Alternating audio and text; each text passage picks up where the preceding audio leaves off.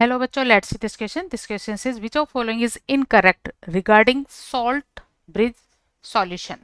First, solution must be strong electrolyte. Second, solution should be inert toward both electrode.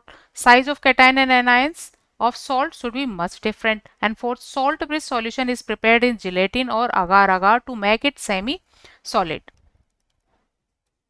Key concept for this question is salt bridge.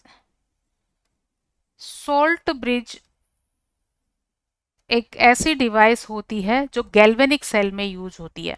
ये galvanic cell में two half electrode को connect करती है। To connect two half cells, two half cells को connect करती है। इस तरह से ये इंटरनल सर्किट को कंप्लीट करता है और साथ में दोनों हाफ सेल्स को न्यूट्रल करने का काम करता है। इसके जो फंक्शन है, एक तो है इंटरनल कनेक्शन कंप्लीट करता है, इंटरनल कनेक्शन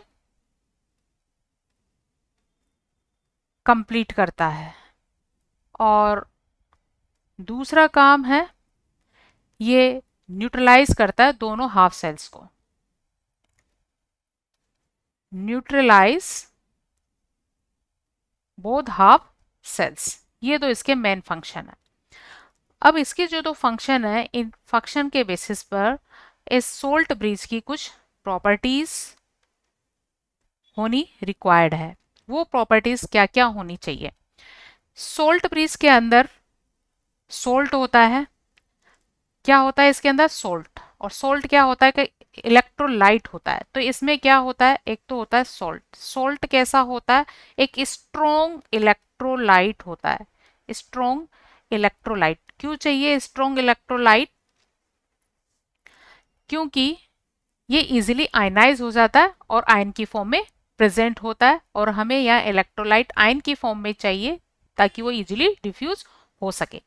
इसके अलावा इसकी शेप होती है वो यू शेप्ड होती है, जिससे ये दोनों हाफ सेल्स को कनेक्ट कर सके। इसकी शेप कैसी होती है? ये होता है यू शेप्ड।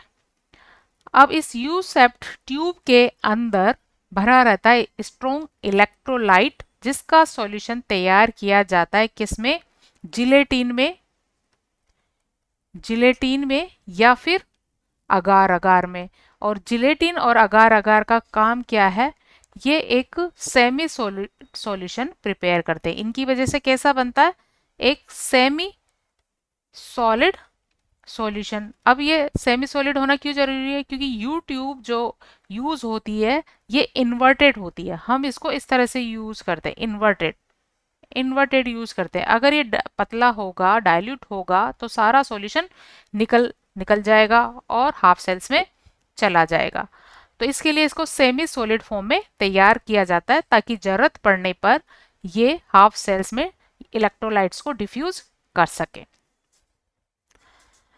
एंड इसमें प्रेजेंट जो कैटायंस एंड एनायंस होते हैं वो इनर्ट नेचर के होते हैं। कैसे होते हैं? इलेक्ट्रोलाइट स्ट्रॉन्ग होता है, बट इलेक्ट्रोलाइट कैसा होता है? साथ में होता है इनर्ट, इनर्ट टुवर्ड इलेक्ट्रोड्स। इसका मीनिंग ये है कि ये इलेक्ट्रोड्स पर ये डिस्चार्ज नहीं होते, नो डिस्चार्ज। इनका डिस्चार्ज इलेक्ट्रोड पर नहीं होता। अगर इनका डिस्चार्ज इलेक्ट्रोड पर होने लगा तो हमारी जो केमिकल रिएक्शन हो रही है वो नहीं हो पाएगी। No discharge on electrodes. ठीक है, अगर इनका डिस्चार्ज होगा तो जो केमिकल रिएक्शन हो रही है वो नहीं हो पाएगी। इसलिए इसको हम कैसा लेते हैं? इनर्ट लेते हैं, जो इलेक्ट्रोड्स पर डिस्चार्ज ना हो, जिसका इलेक्ट्रोड पोटेंशियल वैल्यू बहुत ही हाई हो। ऐसे इलेक्ट्रोलाइट यहाँ यूज किए जाते हैं।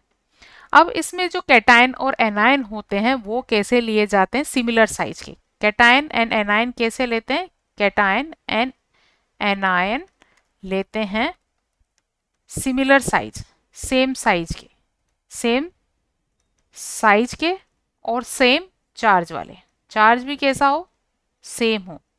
और ऐसा होने से क्या होगा, इनकी वेलोसिटी सेम होगी, वेलोसिटी सेम होगी तो इनका डिस्चार्ज सेम रेट से होगा। वेलोसिटी क्या होगी, सेम होगी, तो डिस्चार्ज की रेट भी क्या होगी, सेम होगी। इसलिए यहाँ इस गिवन क्वेश्चन में इनकरेक्ट स्टेटमेंट होगा statement third, which is size of cations and anion of salt should be much different नहीं हो सकती, सिमिलर होनी चाहिए, जिससे उनकी वेलोसिटी सेम हो और उनके डिस्चार्ज की रेट सेम हो। All our options are correct about the salt bridge. So right answer of this question is third. Hope you understood it well. Best of luck.